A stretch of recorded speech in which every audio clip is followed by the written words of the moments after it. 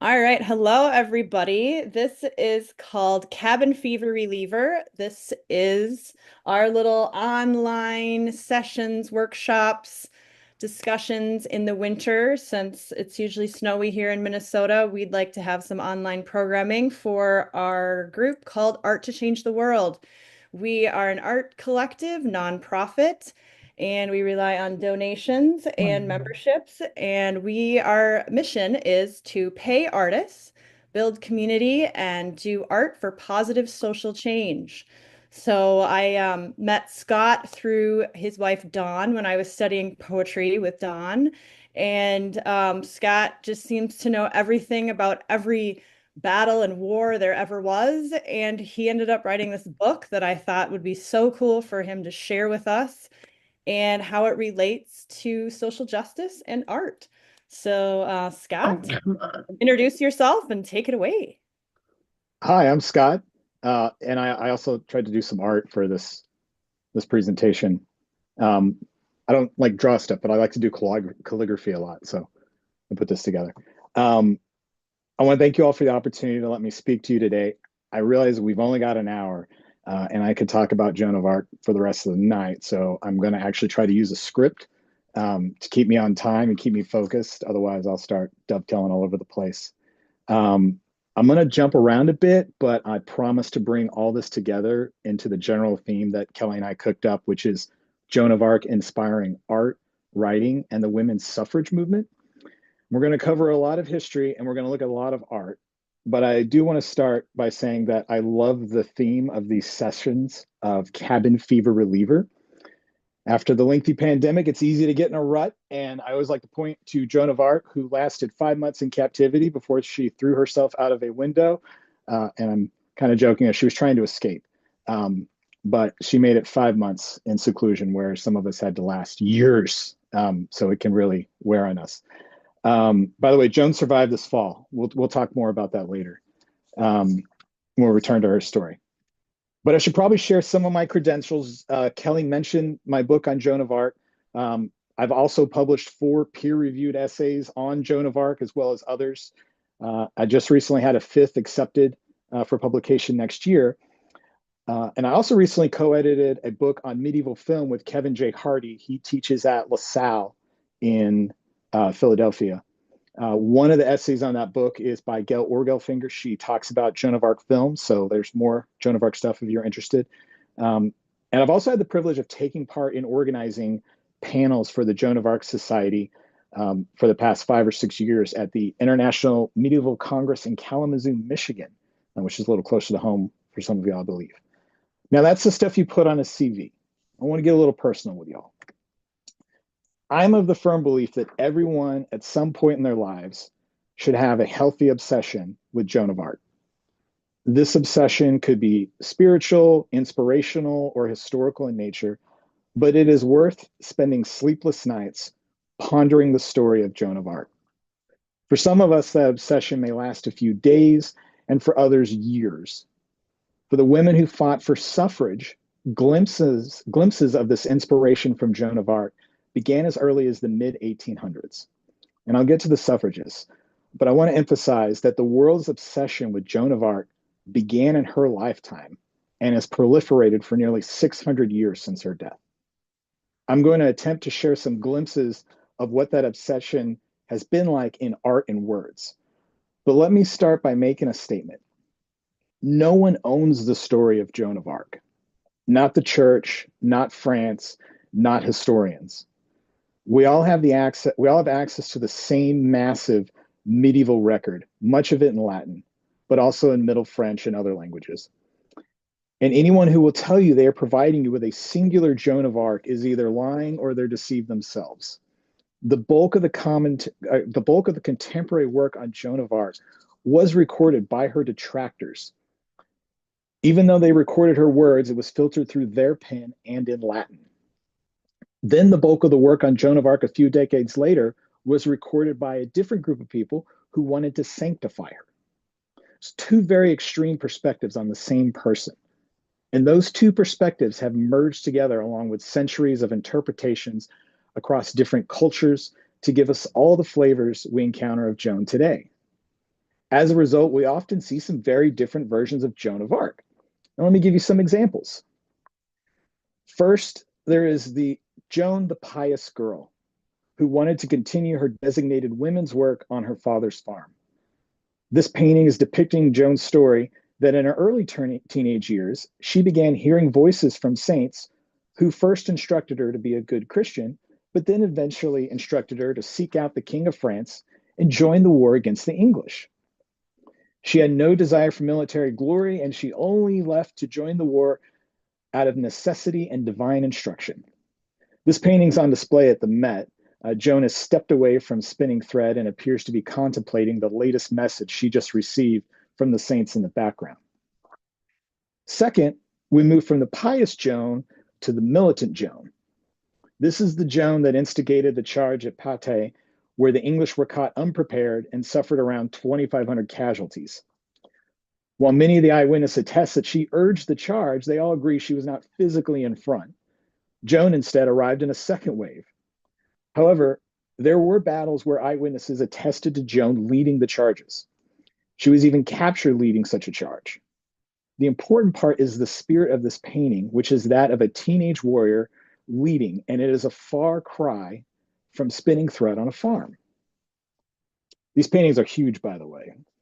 I am a normal-sized human male, and I could use this painting to cover my car.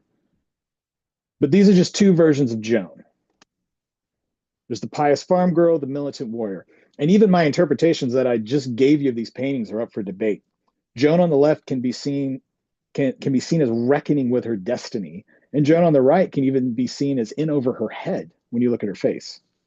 My point is that there are many versions of Joan, and people emphasize that they believe what she would and would not do in specific situations.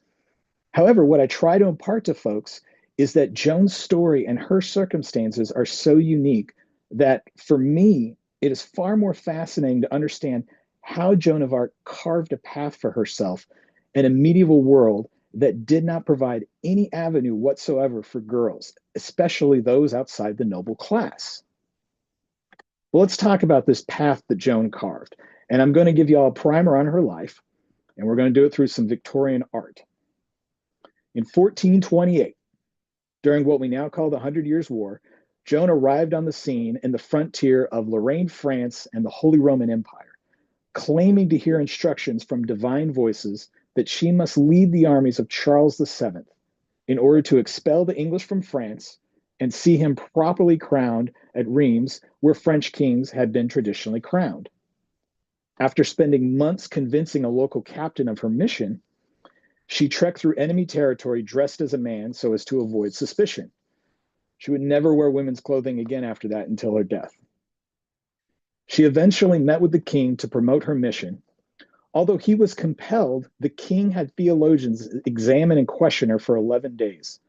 The theologians could not find evidence of evil in her. When they asked for some sign from God, Joan said she would lift the siege of Orleans. They recommended the king send her to the siege to see what would happen. Joan is 17 years old at this point, and this is where I like to do a thought exercise with folks. I don't know how many of you work in an office building and things like that, but I try to tell like coworkers, imagine you go into the lobby and there's a teenager who tells you they have a plan for the company that will see it successful and defeat its competitors. And they got the idea from God, and they just need you to broker a meeting with the CEO. Would you help broker that meeting, or would you perhaps call security or try to find their parents? Like that's what you try to think of when you hear these stories. But they sent Joan to Orleans. After she arrived there, the defending French celebrated their biggest successes and eventual victory against the English, who had sustained that siege for more than 7 months. These frescoes are huge, by the way. That's me down there in the corner, losing my religion. Sorry, that just came out. That's not in the script. The king's army then captured more English-controlled cities along the Loire River before marching to Reims, bringing more cities over to the king's side, often without even firing a shot. At Reims, Charles was coronated. Joan was present in armor with her standard in hand. The success of Joan's campaigning stalled outside the gates of Paris, where she was wounded, And then the rest of her military career was spent fighting mercenaries and Burgundians, not the English, until she was captured trying to lift the siege of Compiègne. Joan then spent more than a year in captivity, the final 4 months of which were spent in an Inquisition trial. She was grilled in public in her cell, threatened with torture and excommunication. This painting depicts the Cardinal of Winchester, who we know was responsible for securing part of Joan's ransom when she was captured. He did not participate directly in her trial, but he's often depicted working behind the scenes. The trial ended with her committing to never wear men's clothing again, nor claim she was talking to saints. A few days later, on May 30th, 1431, Joan violated both of these mandates. She was condemned as a relapsed heretic and executed later that day.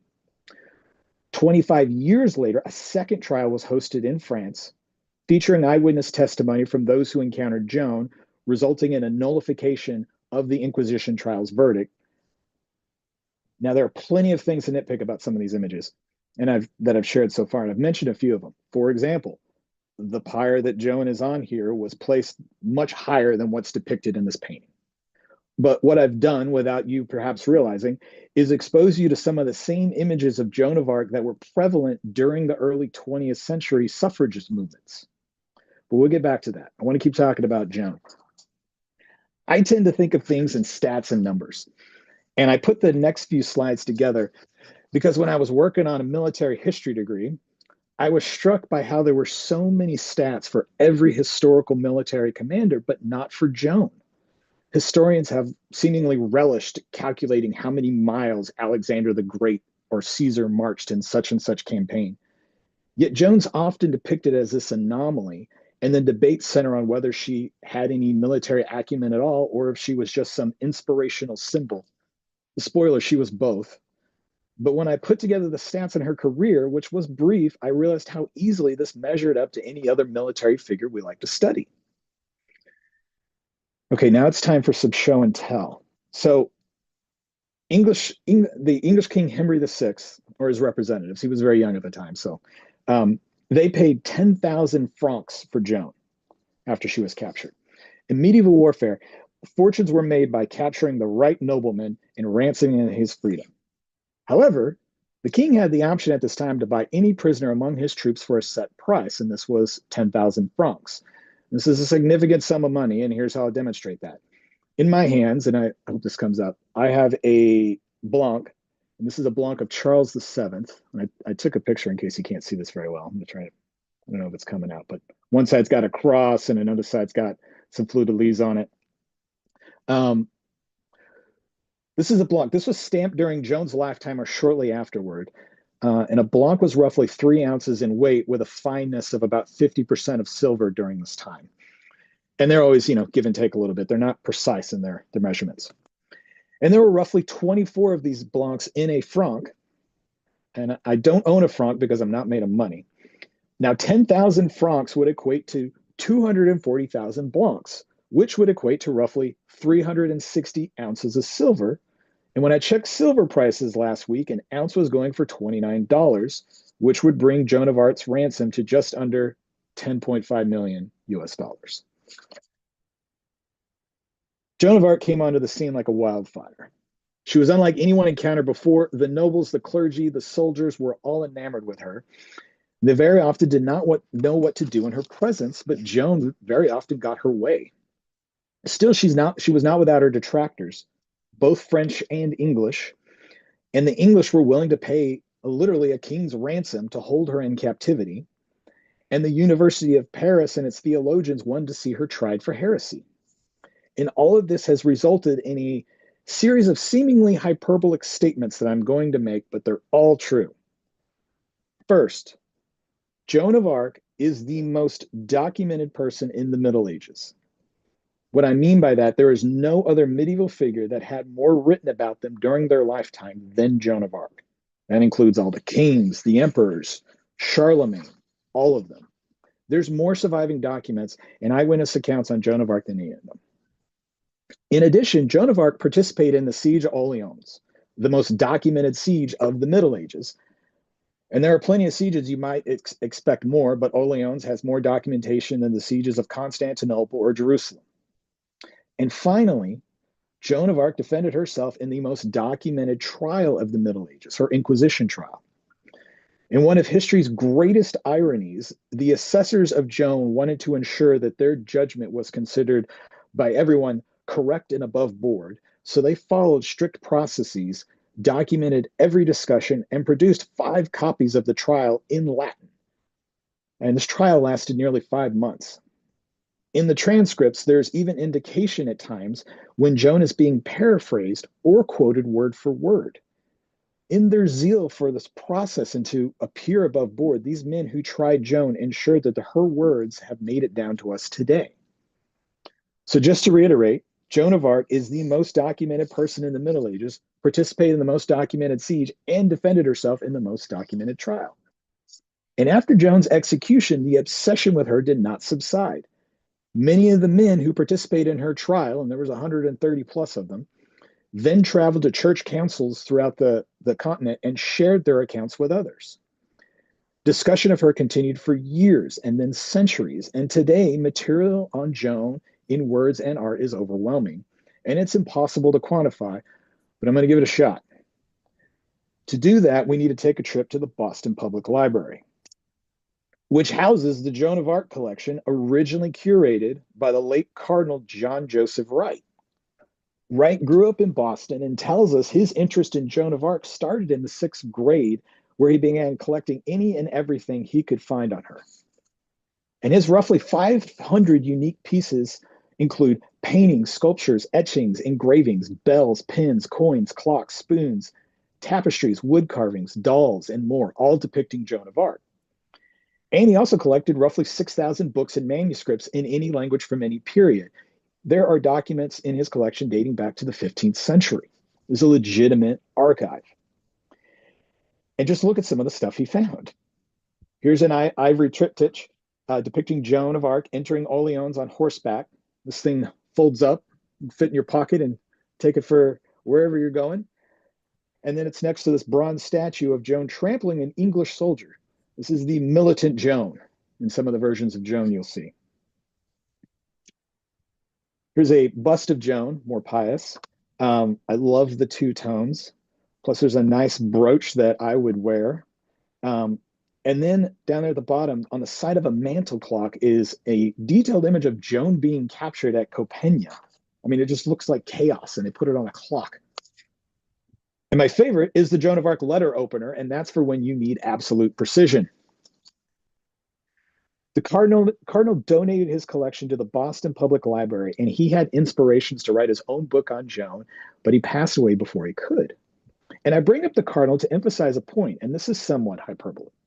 A person can spend a lifetime studying Joan and her impact over the past 600 years, and they would never finish. Just consider that Wright rose to the position of cardinal in the Catholic Church, enabling him to travel often and interact with other collectors and curators of art and books. With friends in high places and parishioners surely eager to please, he could be a focal point for others and their encounters with Joan.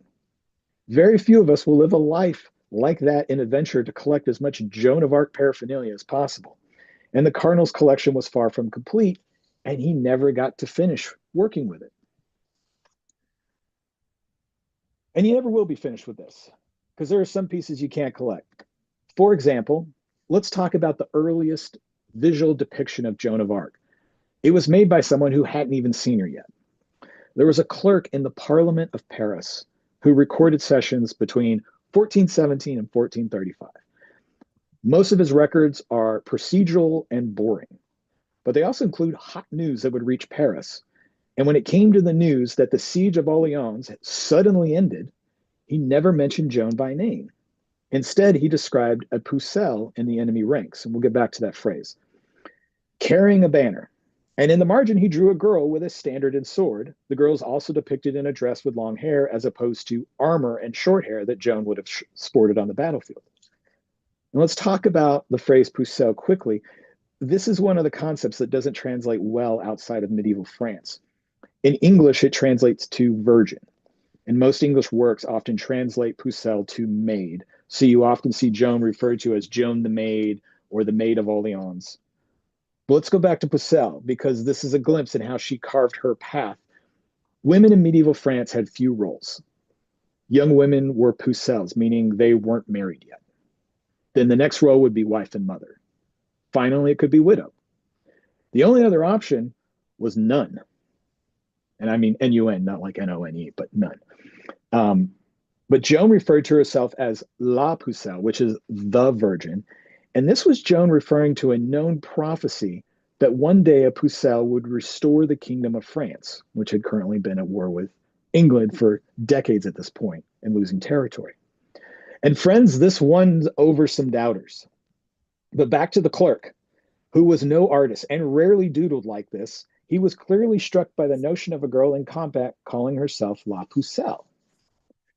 And while the Parisian clerk provided the oldest surviving visual depiction, Christine de Pizan provided the earliest creative writing later that year in her poem, The Tale of Joan of Arc. Keeping with the notion of La Pucelle, I've quoted this spot. Pizan seizes on three different prophets to tell us, quote, but it was found in histories that she was destined to accomplish her mission. For more than 500 years ago, Merlin, yes, that Merlin, the Sibyl and Bade foresaw her coming, entered her into their writings as someone who would put an end to France's troubles, made prophecies about her, saying that she would carry the banner of France, banner in French wars, and describing all that she would achieve. Now, Pizan exaggerates, but that's her artistic license. This is a much longer poem, highly worth reading. This was definitely propaganda at its finest, and it's a superb read on Joan of Arc. Pizan was another trailblazer, by the way. She had far more privilege than Joan did in her life, but when Pizan became a widow with 3 children, she found her path through writing. The image here is actually from one of her books on how to conduct warfare. Other early depictions of Joan came in the form of chronicles.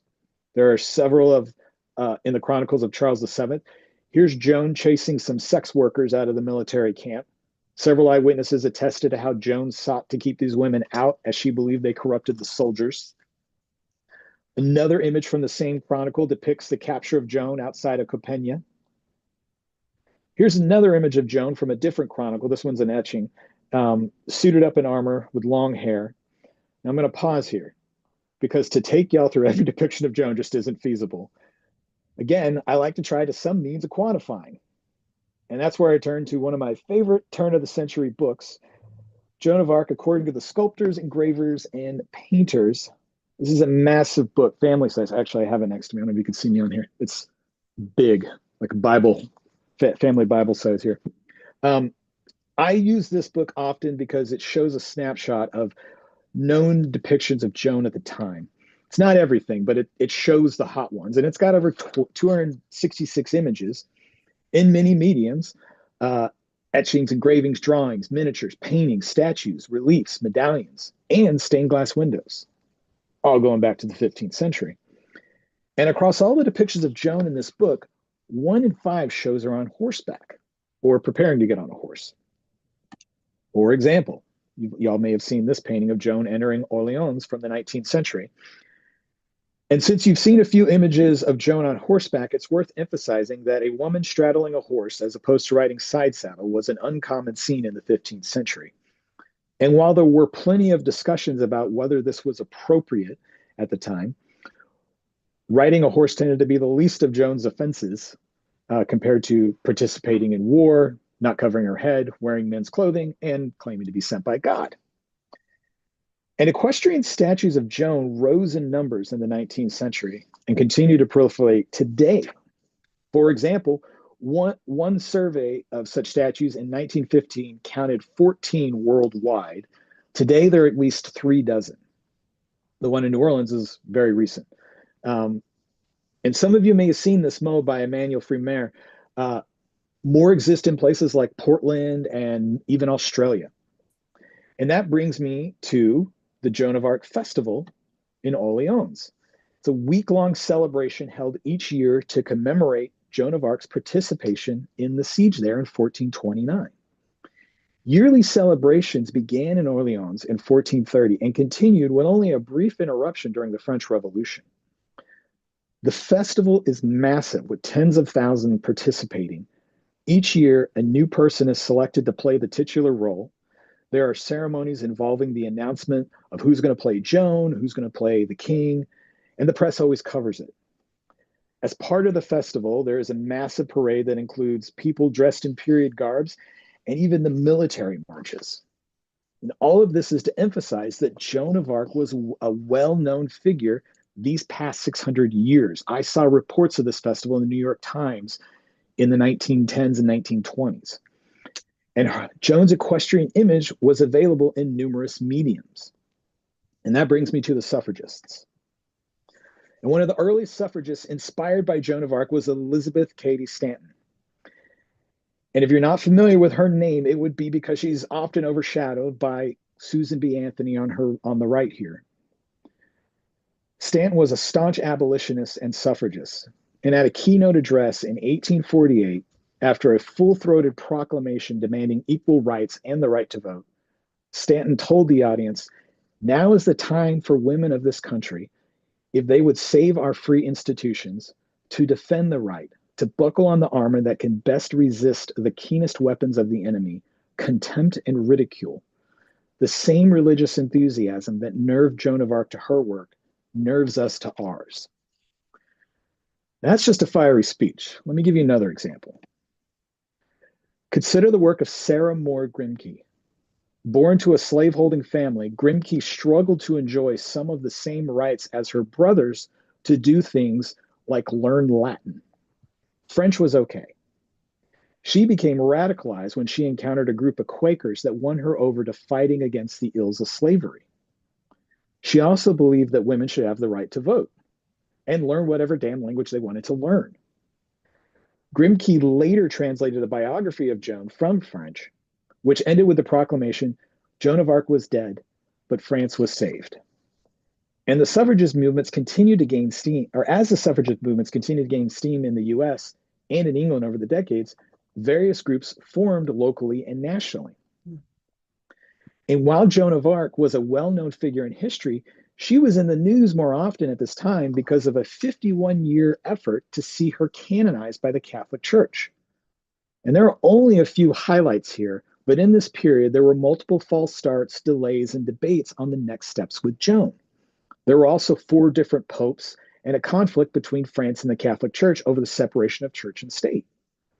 Each year would bring new news on the status of trying to make Joan a saint, including church investigations, arguments made for and against by church officials, and general opinion pieces by world leaders and newspapers. While there had been general interest in Joan since her death, the interest in Joan during this 51 period was amped up. But let's focus on some of the English suffragists, especially as they relate to Joan of Arc. This is a killer crew. In 1909, Emmeline Pethick Lawrence was arrested in an attempt to present a suffrage petition to the Prime Minister. Upon her release, she gave a speech in which she said, "We only have to think of Joan of Arc again, how she was put to death as a criminal, and for many years the stigma of the criminal's execution was upon her and her family. And now today, the church is making her a saint. She had to wait 400 years for her justification. Don't you see that if you are fighting for the right thing, and if you don't succeed, it is as when they plow back the harvest into the soil in order to enrich it for the harvest to come.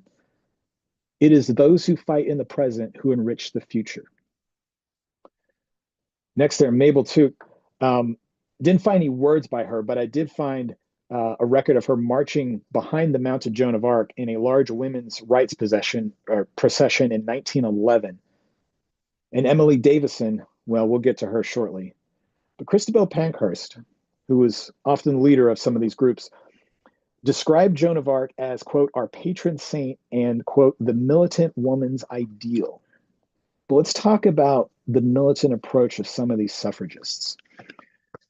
After decades of making little to no progress in gaining the vote, there were debates on how to get the attention of politicians and men.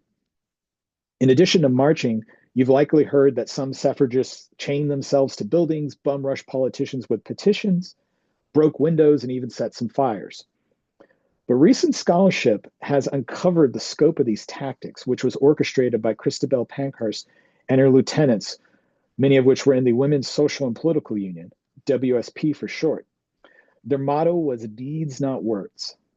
And British historian Fern Riddell has found that the WSPU eventually evolved into the most dangerous terrorist organization operating in the United Kingdom at this time, conducting the largest bombing and arson campaign in our entire history. In May 1913 alone, there were 52 bombing and fire attacks, and these were often on mailboxes, but also on cottages and homes of politicians. No one died, not from these attacks, but these were dangerous. And this did get attention. Suffragists and their supporters were split on the tactics, but let's talk about a tactic that garnered attention and was less dangerous. And that's suiting up a woman as Joan of Arc and marching her in suffragist parades. This is Elise Howie, and I'm going to give a trigger warning. We're going to talk about women on hunger strikes and being force-fed, and it is not pretty. So heads up on that. This is Elise Howie dressed as Joan of Arc, leading a procession to celebrate the release of some imprisoned suffragists. Howie was full of grit, that's how I describe her. At the time of this photo, she'd already been arrested on several occasions for setting off fire alarms, breaking windows, and assaulting politicians. Howie was jailed at least 6 times, and she was committed to hunger strikes while imprisoned. The force feeding she endured caused injuries to her throat that took at one point 4 months to heal. And I'll just briefly explain force feeding for those who aren't familiar. They would literally hold you down, hold your mouth open, put a hose down your throat, and pour food down it. This was typically milk and eggs. And the methods to hold you down and hold open the mouth varied, but they very painful and often caused injuries. For example, on her last imprisonment, she was released after a force feeding episode knocked out most of her front teeth. In this photo, she's 25 years old, and although she had been arrested prior to this march, she had not endured the worst of it yet. Another portrayal of Joan in these parades was by Marjorie Bryce, an actress. Her story is less gruesome than Howie's, and in this photo, Bryce is 19 years old, which is important because that's the same age Joan was when she was executed. We also believe that this is her sister leading the horse, but we don't have a firm record on it. This was the 1911 women's procession. It was held 1 week before the coronation of George V, and it aimed to win the king over to the support of women's suffrage. It did not. But Joan of Arc and women's suffrage parades quickly spread to the US, where Joan became a regular feature in parades. In New York City, in May 1912, there were 10,000 women marching.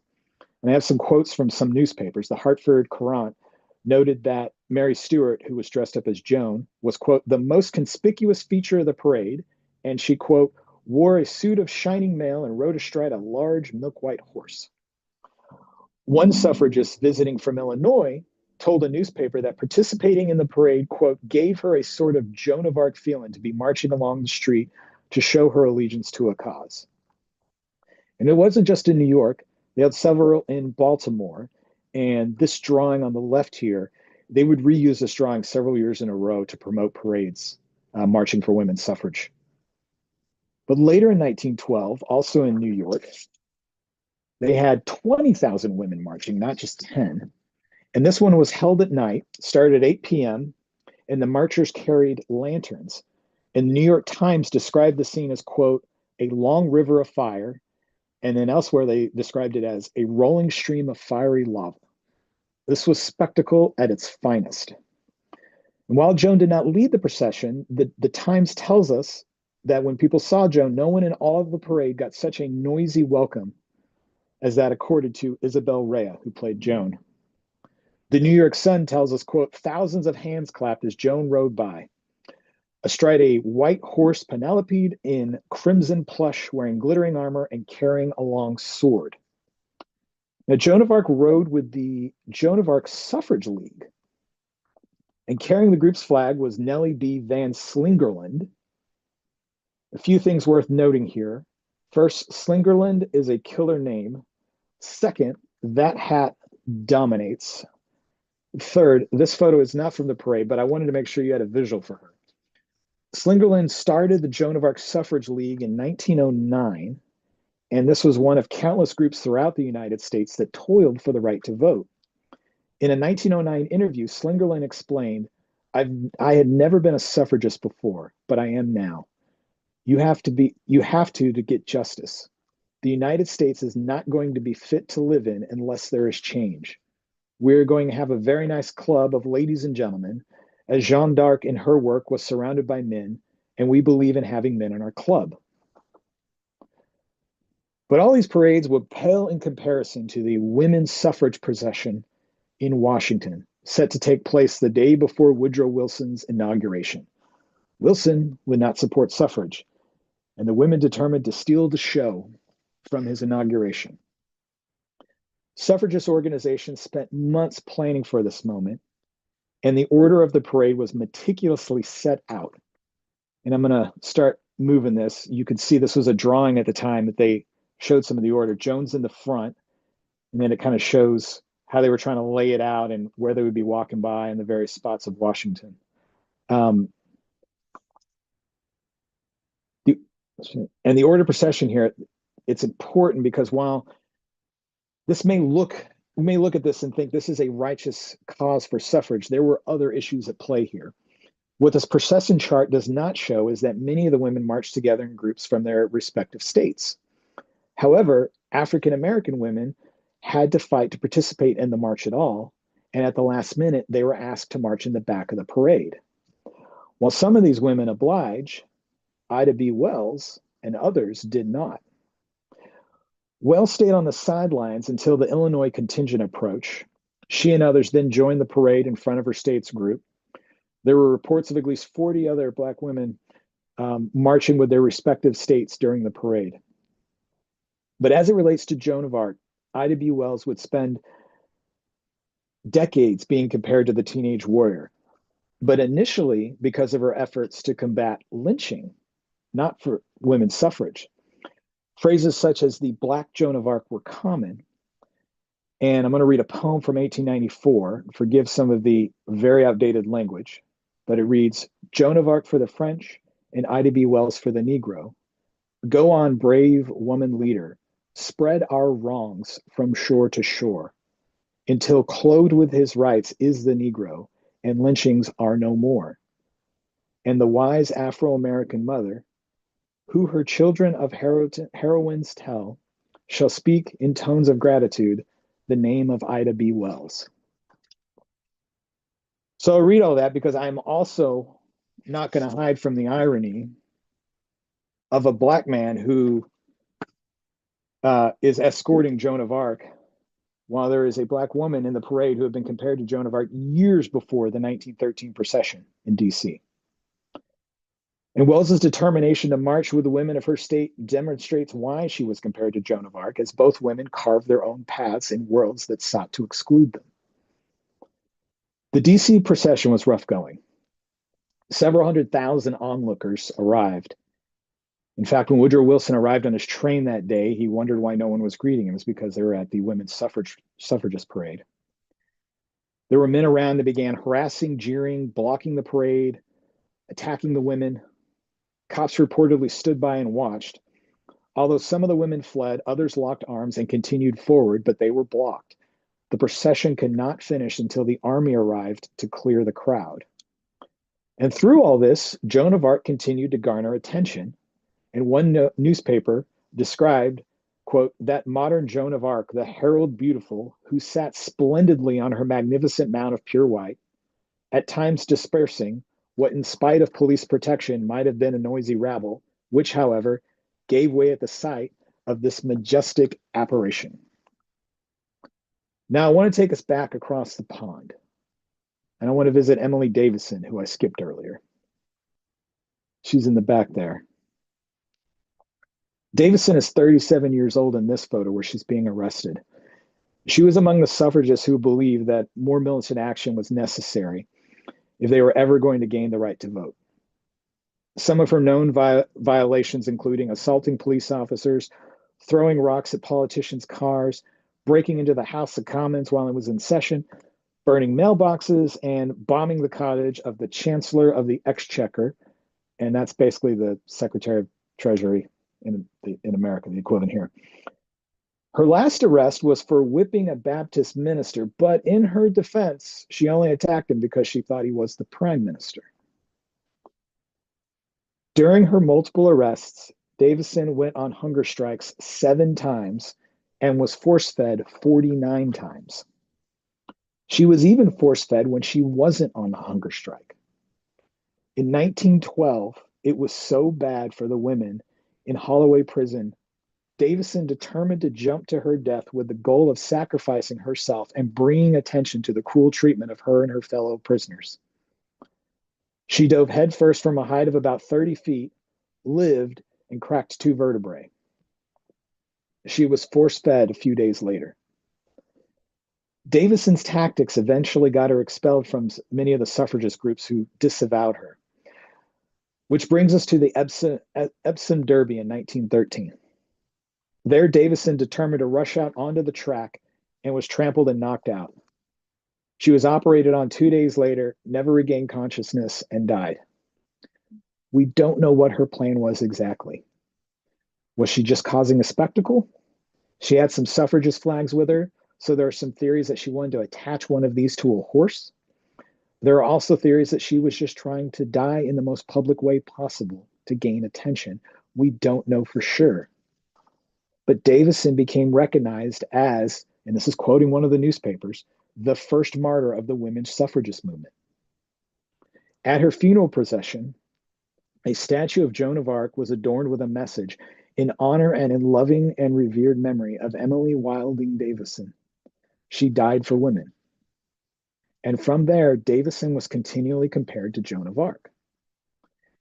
And the Women's Social and Political Union, the same group that Davison was kicked out of eventually, continued to seize on the image of Joan of Arc, placing her on posters, reports, and newspapers. And Joan continued to march in their parades. But there were bigger events on the horizon, namely World War I. And the war is important here because as the war continued, Joan of Arc marching in a parade was still very popular, and it soon became a symbol of patriotism, appearing on posters and in parades. And there are some major events that we can highlight in the story here. For example, 1918, the Representation of the People Act brought suffrage to British women over the age of 30 if they or their husbands owned property. 10 years later, the right to vote was expanded to all women over the age of 21, regardless of property ownership or marital status. And in 1920, the same year the Catholic Church deemed Joan of Arc a saint, the United States ratified the 19th Amendment, giving women the right to vote. But the fight was far from over, as many of the state constitutions still prevented African Americans and other minorities from voting. There's plenty to discuss here, and I hope you appreciate that I've barely scratched the surface in the fight for equal rights in this era, or in our own. We've talked about voting, but we haven't talked about any other right that these women were also fighting for. And I barely touched on racial equality in the fight against lynching. My goal has been to demonstrate how Joan of Arc was an inspiration to these women, fighting, winning, losing, and sometimes dying for these rights. But I want to jump to the present. I've already shared about how Orleans hosts its yearly Joan of Arc festival in France. But I want to talk about a group closer to us in New Orleans. There exists the Crew de Jeanne d'Arc. For those of you unfamiliar, a crew is a social club of sorts that organizes parades, very often in Mardi Gras. And there's no better place for a parade than New Orleans. And the Crew de Jeanne d'Arc was founded in 2008, hosting their parade on January 6th, their traditional birthday of Joan of Arc. And they have been inspired by their sister city in France, and each year they host ceremonies to select new people to play the star roles, such as the King and, of course, Joan. I had the pleasure of meeting these folks last year, and I learned that playing the role of Joan of Arc is a big deal. The Rotary clubs of both Orleans and New Orleans have established an exchange program of sorts, where each Joan visits the other country for a week during the events in January and in May. Marley Marsalis, seen here, shared her experience in France, where she ate at banquets, visited museums, marched in the parade, met the mayor of Orleans, and then visited Paris to see preparation for the Olympics last summer. Participants in the parade spend all year working on costumes. The parade continues to grow in size, and the current estimate for 2025 was over 600 people marching. And 2025 introduced a new section of the parade, the suffragists. That's right, this is not 1912, this is 2025, and these women are mimicking those who marched more than 100 years prior. Their banner features two of the Joans we saw earlier, Inez Milholland and Marjorie Bryce. As they march, they hand out yellow flowers and pamphlets telling the story of the suffragists. As a suffragist of the early 20th century, employed an equestrian Joan of Arc for inspiration and attention, today, these Joan of Arc enthusiasts employ suffragists for the same purposes. These women have managed to expand the theme of the Croix de Joan d'Arc and create a spectacle within the parade.